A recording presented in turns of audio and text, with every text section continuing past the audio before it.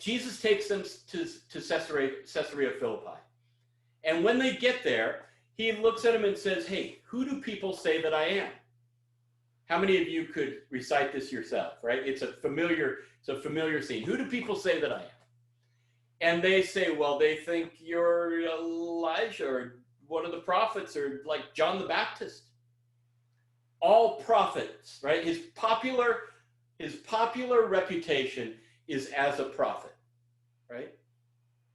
And then he says, well, okay, let's get down to it. Who do you guys say that I am? And Peter very famously says, you are the Messiah, right?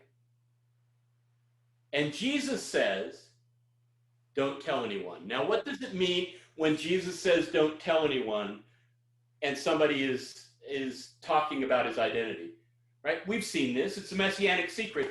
It means they're right. He has shushed the demons who have said, I know who you are. You're the Holy One of God, or you're the Son of God. He has shushed the man with leprosy who's been healed, who's going to tell all the wonders. He shushed people along the way who get a clue about him, right? And here, Peter says Messiah, and he shushes him. So I'm sure all the disciples are going, way to go, Peter. You got it. It's like a ding, ding, ding, ding, ding instead of a right? It's Jesus telling them they got the right answer, right? That Peter got the right answer. But what comes immediately after it tells you that he may have gotten the algebra answer right, but when he shows his work, it's all screwed up, right? He may have gotten the name right, but what follows tells us that he's a bit off. Let's read that. So in 831, it's right after Peter has said, you're the Messiah, and Jesus has shushed him. Then Jesus began to teach them that the Son of Man must undergo great suffering and be rejected by the elders, the chief priests, and the scribes, and be killed, and after 3 days rise again. He said all this quite openly.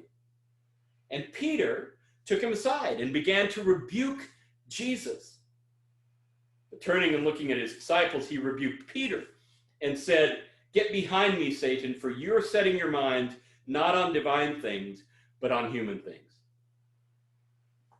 How many of you would like to be called Satan by Jesus? Just raise them on up. It's not exactly the answer you want from the Holy One of God, right? What does Jesus mean? Peter has said, you're the Messiah. Now, we got to review this real quickly. It's going to be quick. David's sons were on the throne for about 400 years, right? Starting with the reign of David around just a little before 1000 BC, all the way through to the 600, 598, 597 range. And during that time, David got a promise from the prophet Nathan, transmitting God's sayings, saying, there will always be a son of David on the throne of Israel. Always. This is an eternal throne. You can bet on it, right? Well, it was for 400 years, a little more. But then came nasty King Nebuchadnezzar from Babylon, who charged Jerusalem with his soldiers, and they besieged it, and they destroyed it, and they marched the cream of the crop off to Babylon, and there was no longer a son of David on the throne. And the people were baffled by this. Does God break God's promises? How do we explain this? And in the aftermath, they began to look for alternative explanations, right? How do we explain this? There's one who's coming who is like David. And they called that one who's coming Messiah, anointed one. We touched a little bit on this in the first week when we saw Jesus, Messiah, Son of God in the opening verse. So there have been Jewish expectations since the Babylonian exile that we ought to watch for God's one who will come and turn the whole place over, who will come and return Israel to its glory, will get rid of our overlords, will get rid of first the Babylonians, then, well, not yet, so must be the Persians, then, well, must be the Greeks, and then the Romans under whom they currently are. They've been waiting for a Messiah for a long time. What they're waiting for in many cases is a guy who's going to toss off Roman rule.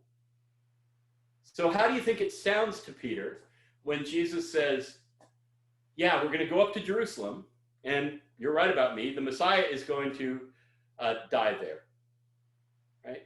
We'll talk more about this next week, but for now, realize Peter, it didn't compute. And he even shouted back at Jesus, no way. Now, shouting back at Jesus, no way, is not a great idea. And he gets called Satan, tempter, because of it. We'll talk more about why next week, but here we have Peter getting it wrong. We also have it in the context of the first time Jesus tells something very important. We're going to Jerusalem. I'm going to get tortured and die.